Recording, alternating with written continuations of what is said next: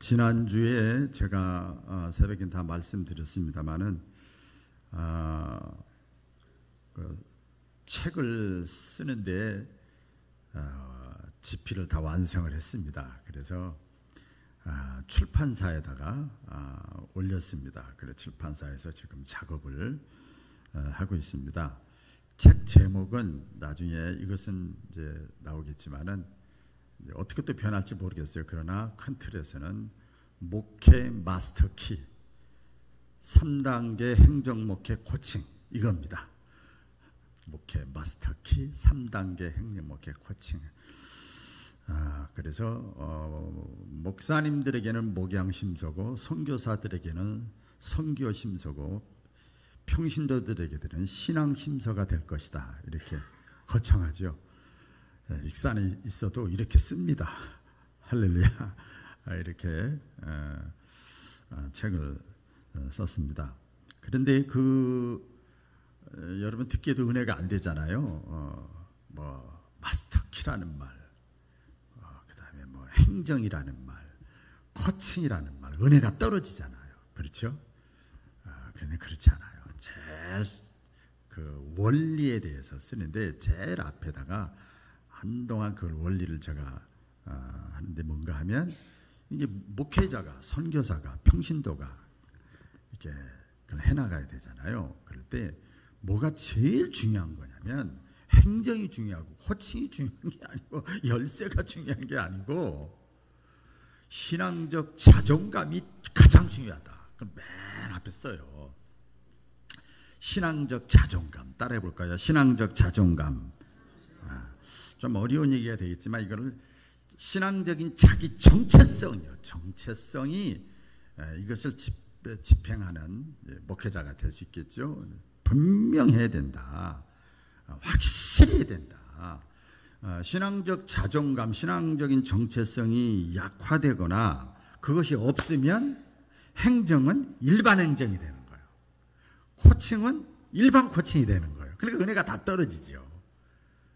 누가 행정을 하고 누가 코칭을 하느냐, 누가 목회를 하느냐, 누가 주의 일을 하느냐, 그 속에 신앙적 자존감이 있는 사람이 할 때하고 신앙적 자기 정체성이 없는 사람이 찬양할 때하고 완전히 달라요. 완전히 다르죠. 이제 우리가 적용을 시켜보면 직분도 마찬가지잖아요. 목사, 장로, 권사, 뭐 집사, 뭐 또 회장, 단장, 부장 뭐 쭉 있잖아요. 구역장, 강사 있잖아요. 그분들이 다 우리 교회 안에서 신앙적으로 이렇게 주어지는 직분도 되고 사역 이름도 되잖아요. 그런데 그 사람이 신앙적 자존감이 약하면, 없으면, 분명하지 않으면 자기가 지금 하고 있는 일이 겉으로 보면 주의 일이야. 다 주의 일이 형식이 되는 거예요. 위선이 되는 거예요. 기쁨이 없는 거예요. 의무감으로 하는 거죠. 감사가 없는 거죠. 조금만 뭐 있으면 시험 드는 거죠. 그러나 강하면, 신앙적 자존감과 자기 정체성이 분명하면, 이것이 뭐 흔들리지 않으면 언제든지 감사, 언제든지 기뻐. 그리고요, 진정성이 있어요. 억지로 하질 않아요. 위선적이고 외식적이고 형식적으로 하지 않아요. 흔들리질 않아요. 딱 잡혀 있으니까. 내가 여자였는데 결혼해가지고 자식을 낳았어. 나는 이제부터 물론 여자지만 나는 엄마야, 엄마. 딱 이게 있으면은요 달라요. 다르죠. 우리 사람에게는 두 가지가 있어요. 하나는 비슷한 얘기인데 하나는 자존감이라는 것이 있고 하나는 자존심이라는 것이 있대요. 이 자존감이라는 건 뭐냐면 자기 자신을 존중하는 거예요. 자기 자신을 존중하는 거. 그러니까 자존심이라는 건 그 뭐냐면 남에게 꺾이지 않는 거예요. 굽히지 않는 거예요. 그래서 높아지려고 하는 마음. 이게 자존심이라는 거예요. 그것은. 근데 이제 정상적인 사람, 성숙한 사람, 건강한 사람은 어떤 사람이냐면 이 자존감이 높은 사람이에요. 정체성, 자존감, 이것이 아주 높아요. 그 지수가 높아. 그런데 자존심은 굉장히 낮아. 이게 건강한 사람이에요. 기꺼이 내가 고개 숙이는 거야. 기꺼이 내가 양보하는 거야. 자존감이 있는 사람은 왜? 지엽적인 것 가지고 내가 괜히 내가 수준 있는 사람인데 내려가는 거예요. 기꺼이 내가 낮아지는 거예요. 우리 예수님이 그랬거든요. 하나님의 아들이신데 그 자존감이 얼마나 셌어요. 네가 말하였노라, 난 하나님의 아들이다. 굉장히 신앙적 자존감이 큰데 가장 낮은 데까지 다 내려가셨어요. 반면에 미성숙한 사람, 병든 사람, 비정상적인 사람, 어떤 어린아이와 같은 사람은 어떤 사람인가 하면 자존심이 엄청나게 높아. 자존심이 절대 꺾이지 않으려고 그래요. 자존심이 높고 반대로 자존감은 없어요. 자존감은 없어요. 그러니까 대부분 사람들이 여기에 해당된대요. 옆 사람과 한번 인사를 나눠볼까요? 당신은 존귀한 존재입니다. 자, 이것을 제가 이제 풀어서 당신은 존귀한 존재입니다. 이건 다른 말로 하면 당신의 자존감이 대단한 사람입니다. 이렇게 하는 거예요. 존경스럽습니다. 예, 그렇게 표현도 할 수 있죠. 오늘 본문 말씀을 그 현대인의 성경에서 나온 것을 제가 한번 읽어드리면요. 이렇지, 어떤 사람이, 오늘 본문 그대로 읽어드리는 겁니다. 현대인의 성경으로. 어떤 사람이 부자가 된다고 해서 두려워하거나 부러워하지 말라. 어떤 집이 번성한다고 해서 의심하거나 못마땅히 생각하지 말라. 그 이유는 사람은 죽을 때에 자기 소유를 가져가지 못하고 그가 쌓은 영광이 그 사람을 따라가지 못하기 때문이니라. 비록 그가 사는 동안에 잘 되어 축하와 칭찬을 받는다 해도 결국 그 조상의 세대로 돌아가 영원히 빛을 보지 못할 것이니라. 이 오늘 본문 말씀이죠. 쉽죠? 이해가 빨리 되죠. 그래서 악인들은 세상에 살아있는 동안에 부와 명예로 인해서 축하를 받고 칭찬을 받는다. 제가 다시 더 설명해 드리는 겁니다. 그런데 그들은 스스로 자기가 살면서 자기를 축복하고 자기 자신을 복받은 사람이라고 그러고 행운아라고 얘기를 해요. 자기들은 그렇게 얘기를 해요. 그래서 그들은 사람들의 축하와 칭찬을 받기 위해서 수단 방법을 가리지 않는 거예요.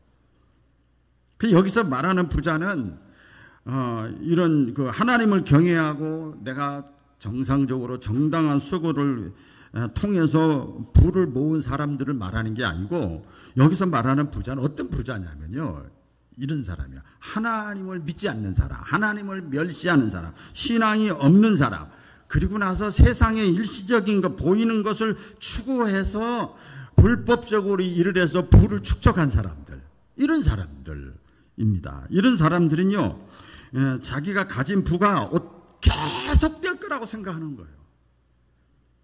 계속 될, 왜? 내가 5년, 10년 동안 이렇게 해서 이만큼 이뤘잖아. 그런 거죠. 그러나 그들의 생각과는 달리, 이걸 다시 설명하는, 그들은 조만간에 곧 죽어서 그들의 조상에게로 다 돌아간다. 그때에 세상에서 그토록 그들이 의지하고 추구하고 붙잡고 했던 그 부와 영광은 그들에게 아무런 도움이 되지 못한다. 그래서 결국 그들은 어떻게 될 것이냐? 영원히 버림을 받고 빛을 보지 못하게 될 것이다. 이걸 지금 원래 개혁성경을 현대인의 성경을 제가 또 이렇게 풀어서 소설적으로 말씀을 드렸어요. 여러분, 일반적으로, 자, 이제 이게 오늘 본문 말씀이라 지있게 한번 묵상해 보려고 하는데요. 일반적으로 학원을 다니면 학원비를 내지요. 학교를 다니면 또 등록금을 내지요. 비싸잖아요. 그러면 그 회비가 아까워서라도 조금 생각이 있는 사람은 열심히 합니다. 열심히, 회비가 아까워서 등록금이 아까워서라도 열심히 합니다. 또한 우리가 살면서 사업을 하거나 직장 생활하거나 공부를 하거나 운동을 할 때 다 좋아서 하는 사람도 있지만 다 할 수 없이 먹고 살아야 되고 막 그래서 중간에 포기하고 싶을 때가 많이 있어요. 있어요. 그런데 그동안 내가 포기하고 싶은데 그동안 내가 이 사업을 하느라고 이 직장 생활을 하느라고 여기까지 올라오느라고 내가 이 실력까지 올라오느라고 내가 수고하고 땀 흘린 거 고생한 것이 헛되지 않게 하기 위해서라도 억울해서라도 그렇죠? 억울해서라도 내가 더 견디고 인내하고 막 감당해내는 거죠. 뚫고 나가는 거죠. 흔들흔들 그래도 딱 중심을 잡는 거죠. 신앙적으로 또 한번 제가 질문을 해볼게요. 여러분 신앙적으로도 그동안 여러분들이 이제 잘했든 못했든 그걸 떠나서 뭐 어쨌든 간에 다 신앙 생활을 하셨잖아요. 그동안 내가 신앙 생활을 하면서 수고했던 것. 오늘도 식당 보니까 막 땀을 뻘뻘 흘리면서 하고 안내위원도 막 더워서 막 하시고 미리 나와서 다 교사도 하고 주차도 하고 막 성가대도 하고 찬양도 하고 뭐 그것뿐만 아니라 많잖아요. 주에 일이 많이 있잖아요. 그동안 내가 에너지를 드리고 삶을 드리고 내가 시간을 드린 거 그동안 신앙생활하면서 했던 것에 대해서 여러분은 어떻게 생각하십니까? 다시 또 구체적으로 내가 명분이지요.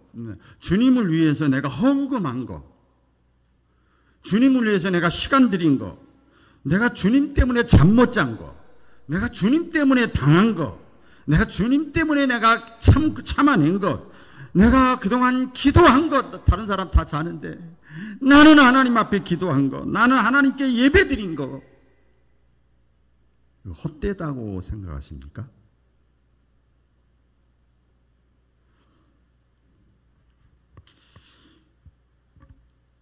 동물, 짐승이죠. 동물과 사람의 차이가 있어요. 가끔 제가 이 말씀 드리는데 동물은 육체만 있고 영혼이 없어요. 그렇기 때문에 이 동물은요, 짐승은요, 육체만 밖에 없으니까 육체가 요구하는 대로 사는 거예요. 육체를 따라 사는 거예요. 동물이나 짐승은 보이는 것만 하지 보이지 않는 거죠. 전화하는 거 봤어요? 스마트폰 하는 거 봤어요? 동물들이 없잖아요. 보이는 것이 전부입니다. 이 땅이 전부예요.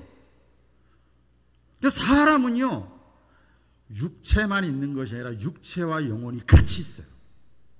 지금 성경을 들어가기 전에 지금 일반적인 걸 우리가 한번 점검을 해보는 거예요. 그렇기 때문에 육체와 영혼이 같이 있기 때문에, 자 보세요. 우리 사람은요, 육체의 욕구와 영혼의 욕구를 동시에 따라서 삽니다. 육신의 생각과 영혼의 생각을 같이 들어와 그걸 동시에 막 충족시키려고 하는 거예요. 근데 이게 자꾸 부딪히는 거죠. 그러다 보니까 갈등이 생기는 거죠. 고민이 생기는 거죠. 싸움이 되는 거죠. 내 속에서 긴장감이 형성되는 거지요. 피곤하지요. 부담되지요. 여러분, 신앙이 있는 사람과 없는 사람의 차이를 보면은요, 이 신앙이 없는 사람은요, 아까 동물과 사람 비유를 들었습니다만은 보이는 거 육체가 전부입니다. 그러니까 우리 예수님의 세 가지 시험 말씀 들었죠. 떡만 있으면 되는 겁니다. 만족합니다. 동물이 먹을 것을 주면 만족하는 것처럼 그렇죠. 근데 신앙이 있는 사람은요, 보이는 것도 좋으면 좋아. 그렇죠. 예, 보이는 것은 과정이고 잠깐이고 오래가지 못하고 보이지 않는 것이 더 중요하다는 것을 알아요.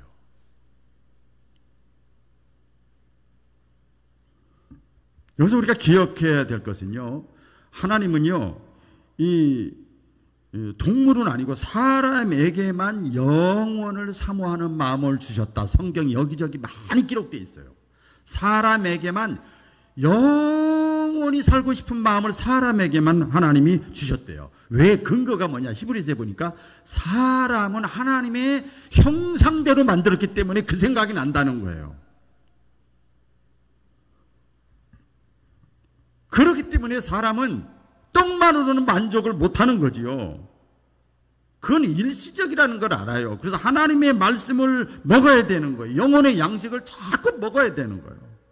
죄송합니다. 저 목사니까 당연한 거겠지만 영혼의 양식, 하나님의 말씀을 늘 준비하지만 또 왜 오랜만에 벌써 성경 영혼의 양식을 딱 쓰고 먹고 먹는 거예요. 너무너무 좋아요.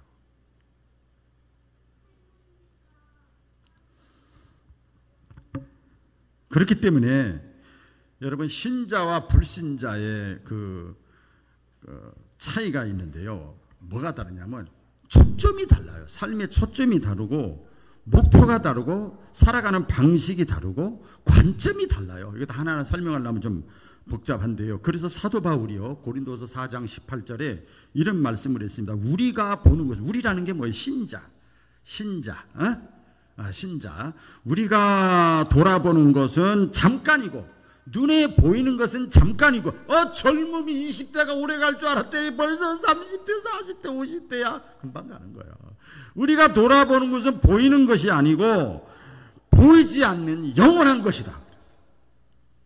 우리가 신앙생활을 하는 것은 보이는 것을 따라가는 것이 아니라 그것은 그냥 플러스 알파로 하나님이 주시는 거야.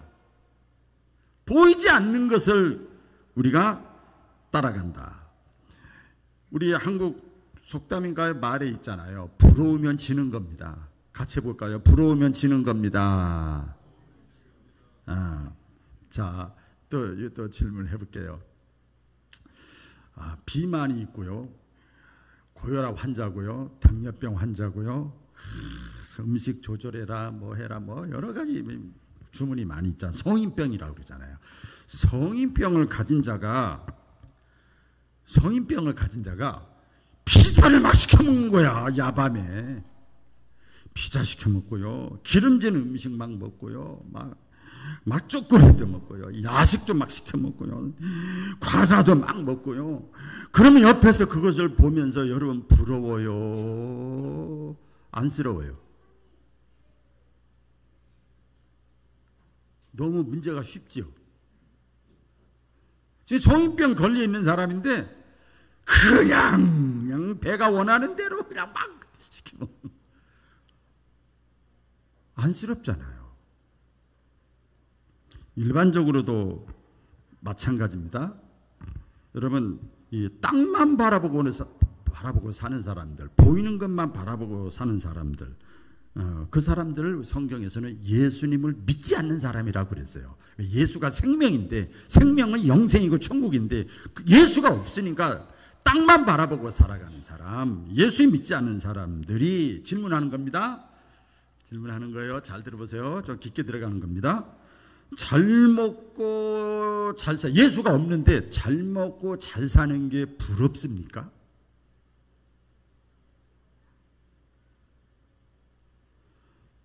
이 질문에 여러분 답을 하셔야 됩니다. 예수 믿지 않는 사람들이 죄 짓고 방탕하고 막 나쁜 짓 하고 그러면서 안 들키고 잘 먹고 잘 사는 사람, 그 사람들이 부럽습니까?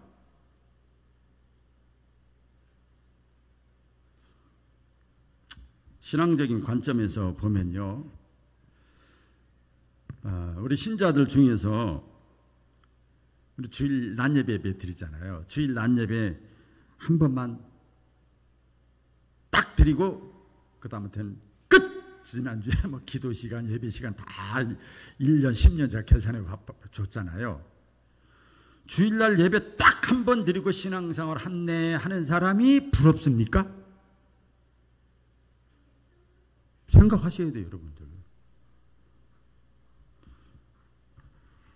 남전대, 여전대, 구역, 기관, 부서, 또 그 다음에 직분 맡은 사명들이 있는데 주일 하지 않는 사람, 예배만 드리고 하는 사람이 부럽습니까?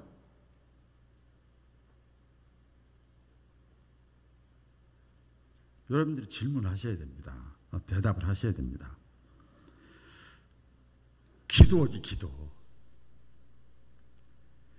기도 안 하면서 교회 다니는 사람이 부럽습니까?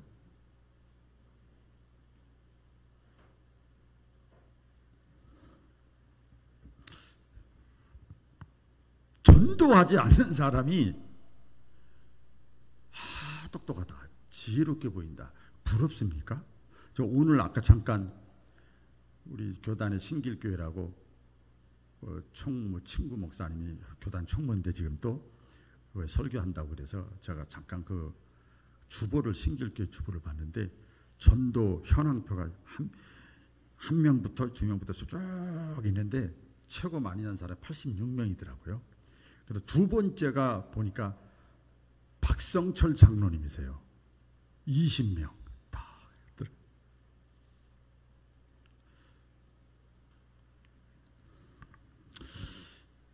우리가 신앙생활을 하는데 형식적으로, 의무적으로 신앙생활을 하는 사람이 부럽습니까? 아니면 안타깝습니까?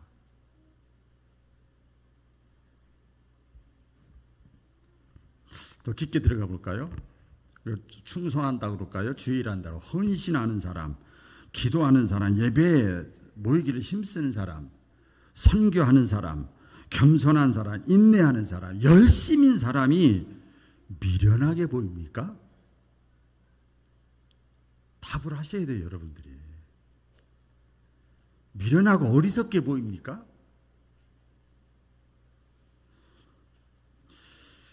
저 질문만 했어요. 일반적으로 또 신앙적으로 질문만 했어요. 자, 이런 것에 대해서 성경은 뭐라고 말씀하는가 하면요. 솔로몬 아시죠? 부귀영화 다 누린 사람 있잖아요. 솔로몬의 전도서에 보면은요. 이렇게 성경은 하나님이 말씀하셨어요. 뭐라고 그랬어요?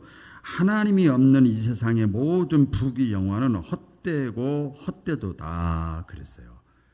이게 한글, 또 현대인에서 풀어서 보면 무의미하고 무가치하고 허무하다. 하나님이 없는 부귀영화는 무의미하고 헛되고 무가치하다. 솔로몬이 그게 답이에요. 또 7가지는 말씀드리는데, 이스라엘 백성들이 광야 생활 끝나고 가나안 땅에 들어갔잖아요. 잘 먹고 잘 사네, 전부 다. 옷도 강남 스타일로 옷 입고 다니고 그래요. 그래서 그 사람들의 삶을 보고 이 이스라엘 백성들이 부러운 거야, 막. 부러워가지고 그들이 섬기는 우상을 막 섬기려고 하는 거예요. 부러우니까. 그래서 여호수아가 백성의 지도자들을 다 불러다 놓고 얘기를 합니다. 너희가 부러우냐? 우리는 바보 같으냐? 그러면 너희가 오늘날 섬길 자를 양당 간에 결정해라, 택해라. 가나안 땅의 신을 섬기든지 지금까지 우리 백성을 인도한 하나님을 섬기든지 너희가 오늘날 섬길 자를 택해라. 너희들이 어떤 신을 택하든지 나와 내 집은 오직 여호와 하나님만을 섬기겠노라. 얼마나 이 신앙의 자기 정체성, 자존감이 여호수아가 강합니까? 시편에도 보면 다윗이 다 읽어볼까요? 시작. 행악자를 인하여 불평하며 하지 말며 불의를 행하는 자를 투기하지 말지어다. 저희는 풀과 같이 속히 배임을 볼 것이며 푸른 채소같이 쇠잔할 것이미로다. 행악자를 인하여 불평하지 말라. 이 원뜻에 보면요, 부러워하지 말라는 거예요. 나쁜 짓 하는데 잘 먹고 잘 살아. 그 부러워하지 말라는 거예요. 그 하나님에게서 불평도 하지 말라는 것, 투기하지도 말라는 거예요. 오래 못 간다는 거예요. 풀과 같이 다 말라 비틀어질 것이라는 거예요. 또 고린도전서 15장 58절에 보면, 고린도 15장은 부활장 아닙니까? 육신이 다가 아니고 그 다음에 부활, 천국, 내세, 하나님의 나라가, 영생의 나라가 있다는 것을 사도 바울이 쭉 역설적으로 다 한 다음에 그러므로 하는 겁니다. 마지막 결론입니다. 그러므로 다 같이 시작. 그러므로 내 사랑하는 형제들아 더욱 견실하여 흔들리지 말고 항상 주의 일에 더욱 힘쓰는 자들이 되라. 이는 주를 위한 너희 수고가 결단코 헛되지 않기 때문이다. 할렐루야. 이게 답이에요. 주를 위한 수고가 미련하게 생각하지 말아라. 다니엘서 12장 3절 우리 잘 아는 내용이지요. 많은 사람을 옳은 대로 인도한 자는 이게 뭐예요? 전도 많이 한 사람. 아니 전도라는 말은 부담스럽다. 영혼 구원이래. 영혼 구원. 영혼을 땅만 바라보고 살아가는 사람을 하늘나라를 바라보고 살 수 있도록 방향을 돌이킨 사람, 많은 사람을 옳은 대로 인도한 자는 하늘의 별과 같이 영원토록 빛나게 하리라. 이게 답이에요. 부러울 거 하나도 없어요. 서신서의 사도 바울이도 또 여러 군데 말씀을 했지요. 너희가 이 땅에서 행한 대로 심은 대로 뿌린 대로 내가 반드시 다 갚아주리라. 할렐루야. 이게 답이에요. 남들은 심지도 않고 뿌리지도 않고 행하지도 않는 거, 야 그러면서 잘 먹고 잘 살아, 부러워할 거 하나도 없어요. 내가 반드시 다 갚아주리라. 마지막입니다. 오늘 해답이 마지막이에요. 성경은 뭐라고 말씀한 히브리서 9장 7절이죠. 믿음으로 사는 사람은 영생으로, 믿지 않는 사람은 멸망으로, 이거 심판이라고 그러잖아요. 사람이 죽은 후에는 반드시 멸망과 영생으로 심판이 있으리라. 이게 답이에요. 잘 나오셨어 여러분. 참 어쩌다 예수 믿게 되는지 모르겠어. 참 복 받았어. 그래서 이 진리의 말씀이잖아. 이 말씀을 깨닫는 자가 복이 있는 겁니다. 깨닫지 못하는 사람은 어리석고 불쌍한 사람이고 안타까워야 된단 말이에요. 성인병 걸려서 죽으려고 그러는데 지금 저렇게 먹고 좋아하고 있으니 안타까워야지요. 겉으로 볼 땐 그럴싸하게 보여도 안타깝게 보여야지요.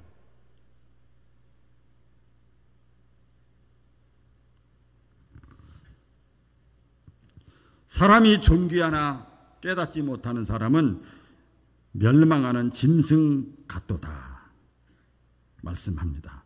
전도서 3장 11절 다 같이 읽겠습니다. 시작. 하나님이 모든 것을 지으시되 때를 따라 아름답게 하셨고 또 사람에게 영원을 사모하는 마음을 주셨느니라. 할렐루야. 기도하겠습니다.